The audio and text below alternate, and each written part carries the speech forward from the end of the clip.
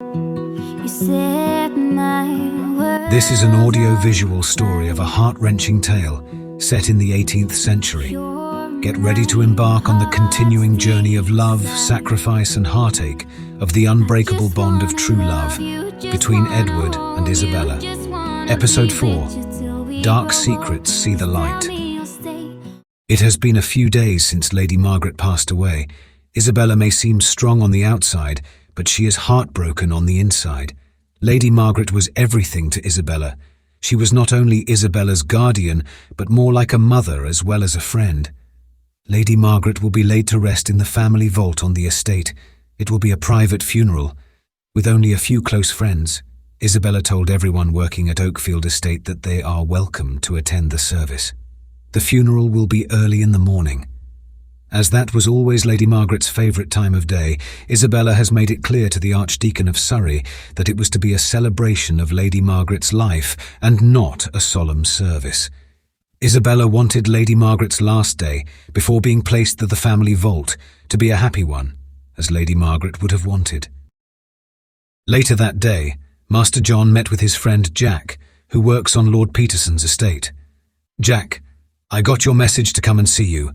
What is it you wanted me for?" "His lordship asked me and young Master Parsons to fetch the horse from the meadow where Lady Margaret fell.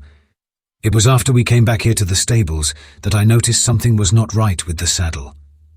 Jack proceeded to show John the underbelly strap from the saddle. John inspected the saddle very carefully. There was indeed something wrong with the strap. "You have noticed it, John?"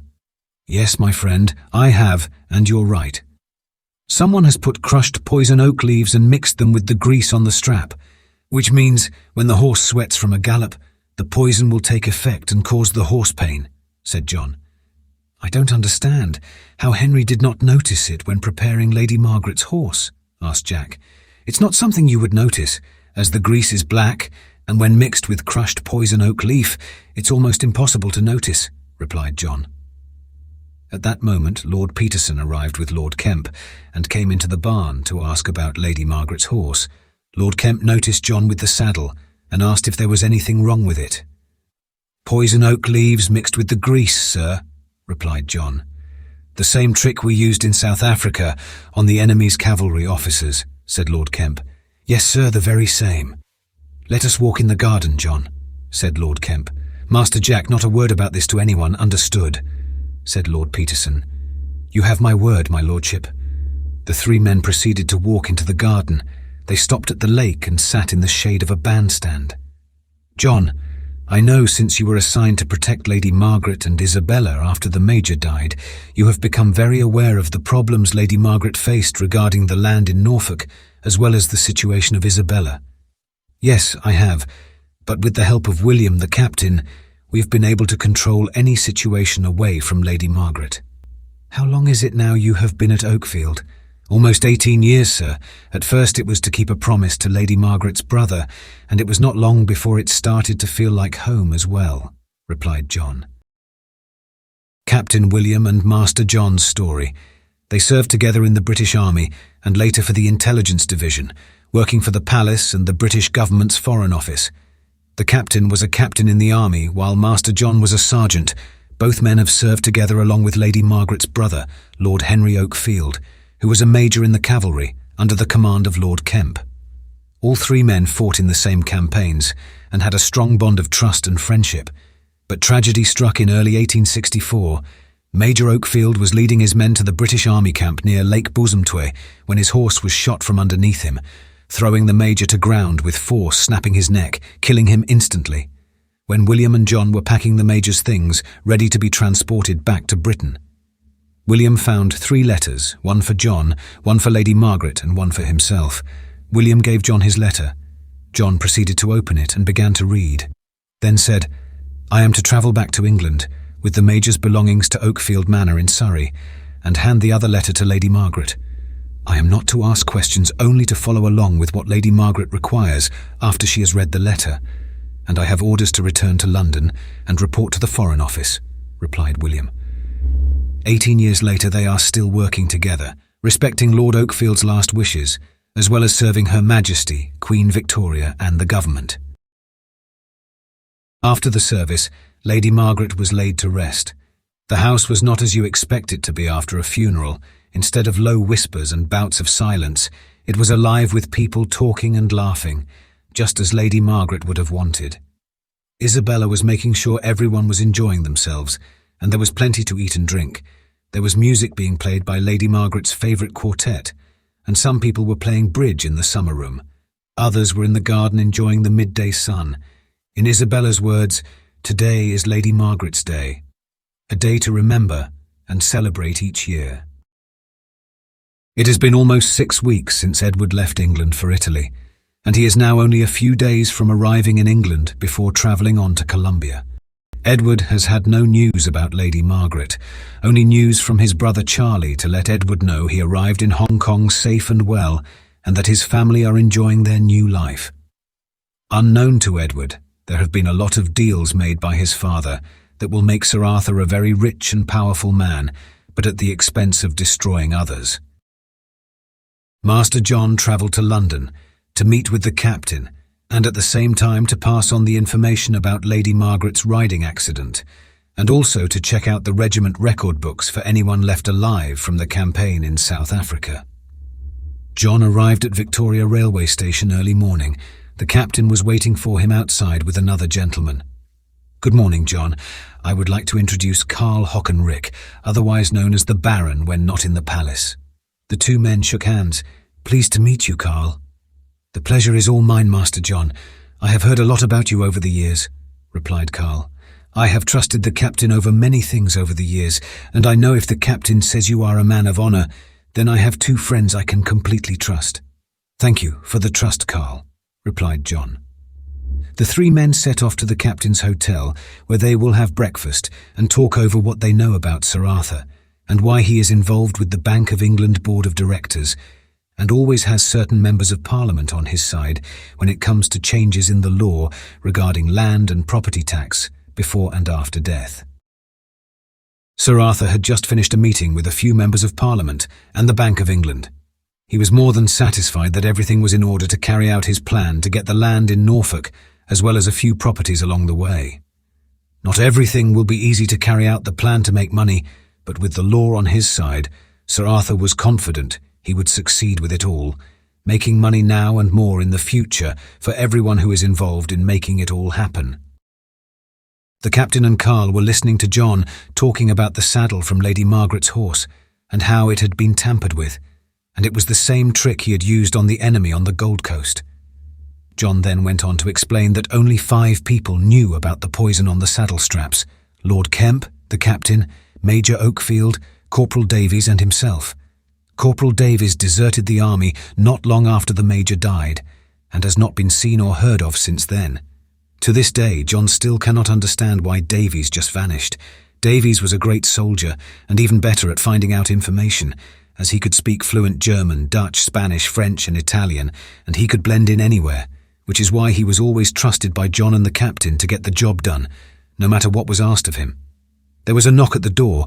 The captain got up to open the door and was heard asking the person to come in. "John, this is George." John was about to get up from his chair to shake George's hand, when the captain added, "George is Sir Arthur's doorman and Carl's inside man." "This is something new. I never knew we had anyone keeping an eye on Lowings," said John in a surprised voice. "We haven't," said the captain. "George has been working with Carl for many years and is now going to help us." The 4 men sat down and began to talk about Sir Arthur, the land in Norfolk, and Lady Margaret. No matter what happens in life, the heart will hold the bond of unbreakable love. You set my world on fire. Isabella was walking in the garden when she saw Mary rushing towards her, holding something in her hand. "Miss Isabella, a rider from Norfolk came with this letter and said it was to be given to you straight away. Thank you, Mary." Isabella opened the letter and began to read. Then suddenly she felt sick, angry and shocked all at the same time. "Mary, would you please send someone to ready my horse? I need to speak with Lord Peterson." "Very well, Miss Isabella. I will ask Henry to ride with you." Back in London, John was talking about what he knew as to what happened to Isabella on the night of the dinner party at Oakfield, and Sir Arthur's part in it all. He then went on to say he would need to find out more as well regarding the saddle. It was at that point George spoke. "I think you should start asking in the back streets of the docks near the Merchant's Tavern, where Master Charlie was sent by Sir Arthur to pass on a letter." "Did you see who it was for, or know who it was for?" asked John. "No, the letter was sealed but had no writing on the outside," replied George. The captain stood up and said, "Now I have something you all need to hear. This will help us stop this madness with one man having so much power." Lord Kemp and Peterson were backing Lowings on the land in Norfolk, and to make sure Lowings had the right backing, he promised he would get Edward to marry Lord Kemp's daughter. Edward walked out on the dinner, and his father that night. Until then, Lord Kemp was supporting Lowings, and then after Lord Peterson found out that Lowings had treated Isabella as a servant, not knowing who she was, and so tried to take advantage of her at Lady Margaret's dinner party, Lord Peterson told Lord Kemp, and both of them backed out of any deals relating to Sir Arthur for obvious reasons, which do not need to be discussed about today. John looked surprised. "How did you know all that, William, about Edward?" asked John. "I met Edward before he left for Italy, and he told me what had happened. But before then it was on the way back from the Americas when I was the captain of the ship, returning to England. That is where I met Edward. I didn't recognize him at first, but when I checked the ship manifest of passengers, I saw the name Lowings. It was then I knew." "Knew what?" asked George. "His father is Sir Arthur, who I have known for a very long time, especially after his wife died." George sat back down and went quiet for a moment. Looking up at the captain, he then said, "I remember you now, but your name was not William back then." The captain laughed when he knew George had remembered. "Well, my friend, that is a story for another time, but I can tell you it was with the help of Carl that I was able to gain Sir Arthur's trust and find him some good deals, with which he made a lot of money from, with the help of a few people in high places. I had to make him believe I was there to help him, and in return he would help me when the time comes." George sat back in the chair, slowly lit his pipe, and then said, "So you are the man Sir Arthur calls the fixer. I have one question. Why pretend to be his friend and help him make money and get properties for almost nothing, and why the parlour games, pretending to be his friend?" Carl moved forward in his chair and said, "I was asked to help find out how did Lowings not only have access to all of his wife's money and that of her father's, but he also somehow and directly after she died was able to obtain all of his wife's assets here in England and Germany." That, my dear George, made a few heads turn at the palace, as it is not normal for someone of Lowings' low breeding to have access to royal lands and titles in Germany, and this is why the captain was sent to me to help uncover all Lowings' dirty secrets. But as Sir Arthur, a member of Parliament, he is a clever man and covers his tracks well. It was then that not only George but John as well realized there was more to this Sir Arthur than meets the eye. Isabella and Henry arrived at Lord Peterson's home. As luck would have it, Lord Peterson was with Lord Kemp, who was about to leave for London. "Miss Isabella, what brings you here in such haste?" asked Lord Peterson. "I have some shocking news about the land in Norfolk," replied Isabella. "Please come into the house and let us talk. Lord Kemp, will you join us?" "Yes, I would like to know what has upset Miss Isabella so." Once they entered the study, Isabella handed Lord Peterson the letter. It was obvious there was something in the letter that made Lord Peterson shake with anger. He passed the letter to Lord Kemp, who began to read the following words. "Isabella, the land that belonged to Lady Margaret has been taken over by order of the High Court, the Government and the Bank of England. A notice has been put up around the village that states, the land is now owned by the bank as a forfeit for money outstanding, on land tax, and as stated by law, there are no known living relatives or a last will and testament left by the deceased, that being Lady Margaret. Any land with no rightful owner goes to probate and then sold to the bank to pay for taxes outstanding. Isabella, they have evicted the remaining families and have already torn down all houses, farmhouses and barns across the land. There are hundreds of workers living in tents on the land and have started to dig for sand on one part of the land and shingle on the other part of the land. Your friend, Anna." Lord Kemp didn't say anything, he just stood up, then walked to the window and said, "That man is not a man, he's the devil himself walking among us." We have to stop him, Peterson, by any means. How can we do that now, my friend? Asked Lord Peterson. I have a few good people who will find something to stop this madness. Miss Isabella, please calm yourself. Good will always triumph over evil, and this is one evil that needs to be stopped. Who are you talking about, Lord Kemp? Asked Isabella. Lowings, that blasted little son of a whore. I'm sorry, Miss Isabella, for my outburst. That man makes my blood boil. Isabella asked. Do you mean Sir Arthur Lowings, who has 2 sons, Charlie and Edward? Yes, the very same, replied Lord Kemp. Isabella sat down trembling. Lord Peterson told the maid to fetch the housekeeper and bring some water for Isabella. My dear, what has made you feel so? Asked Lord Peterson. I have just remembered who it was in Lady Margaret's study, looking through the desk and ledgers, and who tried to stop me from fetching Master John. It was Sir Arthur who tried to kiss me and then hit me across my face. I remember being thrown to the floor and feeling a sharp pain on my head. Lord Kemp slammed his hand down hard on the desk. That low-life scum, he said with anger. Lord Kemp apologized again for showing his dislike for Sir Arthur to Isabella. He then went on to say, For now there is nothing to be done, as the law is on the side of evil, for now, but by my word I will find a way to stop all this once and for all. Miss Isabella, let my housekeeper prepare a room for you for tonight so you can rest after such a shock, said Lord Peterson. Thank you, but no, I need to go back to Oakfield and prepare for Edward's arrival. Both men looked at each other and in almost perfect harmony said, Edward? Is this Edward someone special to you, Miss Isabella? Isabella gave a little laugh and said, Yes, you could say that, Lord Kemp. Edward is my husband and I know what you are thinking, said Isabella. And the answer is yes, it is Edward Lowings. It was both of the men's turn to sit down in shock. When? How? Where did this happen? Miss Isabella, sorry, Mrs. Lowings, smiled Lord Kemp. It was on the return journey from the Americas that Lady Margaret and I met Edward, and it was on that very ship Edward asked Lady Margaret for my hand in marriage. Now everything makes sense, why Edward did what he did and walk out the room, said Lord Kemp. I give Edward my blessing and support for being an honourable man and for marrying such a strong and elegant woman. Why did you say Edward walked out of a room, Lord Kemp? Asked Isabella. Oh, it was nothing, my dear. Just a complete misunderstanding by me and with a lot of help from the devil. Lord Peterson sat back in his chair and said, Why are we only now hearing about it? Why not when you first arrived at Oakfield? Lady Margaret and Edward said it would be better to not say anything until he has sorted out all his legal paperwork and other things before we announce to the world. Lord Peterson and Lord Kemp agreed not to mention it to anyone until Edward and Isabella were ready. The captain and John travelled to the docks to start their search for any information as to why Charlie took the letter to the merchant's tavern.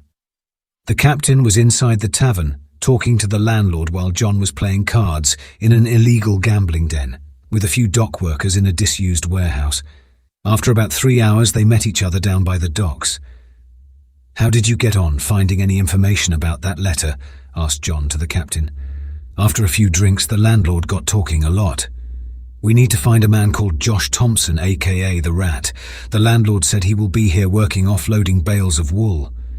Both John and the captain began to check the ships being unloaded when they heard someone call out, Josh, look at this beauty. They waited until he was alone, and that was when the captain walked up to Josh and asked if he knew where he could get a few barrels of rum for a good cheap price. It is illegal to sell or buy rum without paying the import duty, sir. I need to find a way to get the rum. It is for the regimental ball. I have money to pay, replied the captain. You will need to talk to the professor. You will find him in the Chinese district, at a place called the 3 Moons. He is normally there at this time of day. The captain turned after thanking the man for his time and proceeded to meet with John. Did you hear, John? Yes, and I know where to look for this professor. It is only a street away from here. Both of them walked into a building that looked as if it had seen better days. They were met by a very large man with tattoos filling his whole body. He stopped them from going any further into the building and pointed to a man behind a desk. What brings 2 fine-looking gentlemen to my establishment today? Asked a very old-looking man with no teeth. We were sent here to speak with the professor. We were hoping to buy barrels of rum for tonight's regimental ball, replied the captain. "Wait here," said the old man. He then went into a back room. Then after a few minutes or so, he came out and said, "This way, if you please." As the captain and John walked into the room, they could see a man sitting on a large bed smoking a small pipe. Behind him were two large men, obviously some sort of street fighters, now a sort of bodyguard. They were asked to sit down and state their business of why they are here. The captain began to explain when the professor stopped him and said, "I want to hear it from him," pointing to John. John began to explain what they wanted and why, when the professor said, "You're still full of bullshit. I see nothing has changed. Has it, John?" It was then when the professor, who was sitting in the dark, moved forward. Both the captain and John looked at each other in disbelief. Sitting in front of them was Corporal Davies. "Surprised to see me again, John, and alive, no thanks to you. How have you been, Captain? It is good to see you, unlike your companion." "I have so many questions, but time is short. But I have to ask, how did you end up here?" asked the captain. "Let us just say, after he left me to die in the mountains, after we destroyed the enemy's supplies, I was found by some local hunters who took me in and healed my wounds.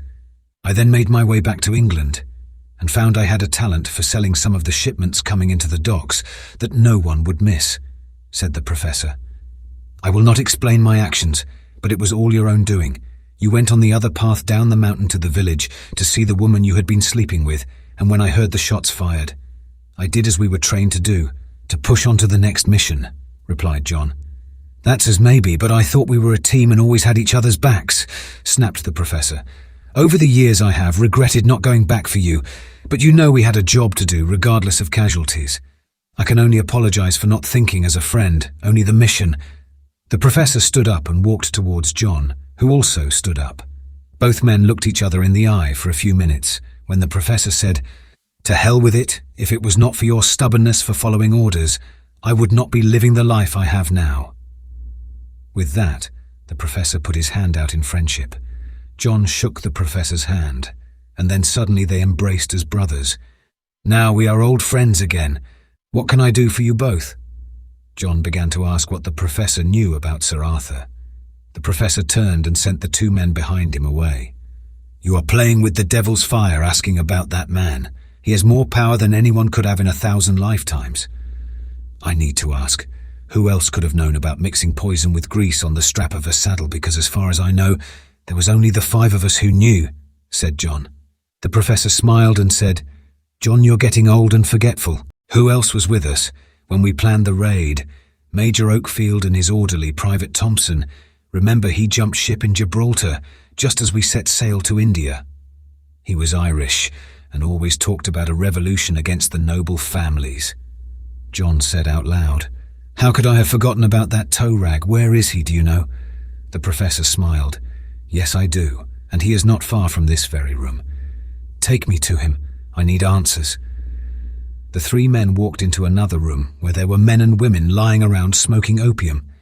The professor pointed to a man in the corner. It was obvious he was in the effect of the opium. John sat on the rags for a bed next to him and began to talk. The professor stepped forward to look and said, "I have seen that look before. He is dying from taking too much opium." John was frantic to find out what Thompson knew and began to shake the man. "What do you know about Lady Margaret and Sir Arthur?" Thompson just lay there, his eyes looking into nothing. "Tell me. If you have any decency left, do the right thing and tell me." Thompson partly responded and feebly pointed to his coat. The captain searched the pockets and found a letter. He began to read it. "Now we know who it was who caused Lady Margaret's death. It was Thompson." But before John could react, the captain went on to say, "We have the evidence, but there is something else in the letter. If you do this one last thing for me and get rid of Lady Margaret in your special ways, I will pay you double the money you got for your trouble last time when throwing that rich noblewoman off London Bridge. I will say it was very clever of you to use chloroform first." John and the captain could not believe what they just found out. Sir Arthur not only arranged for Lady Margaret's death, but the death of his own wife. "We have that son of a bitch," said John. The captain said, "And what do we have him with? This is just a letter. Anyone could have written what's inside it." He was clever in his choice of words, naming Lady Margaret but not his wife, making it look like Thompson was only interested in killing the nobility for money. It's our word against his, and Thompson's word would be hard to believe even on a good day." "That would be a very hard thing to do on any day," said the professor. "He is dead. How many more will die at the hands of this evil excuse for a man?" Both the captain and John looked at each other and said in a concerned voice, "Isabella." I just wanna love you, just wanna hold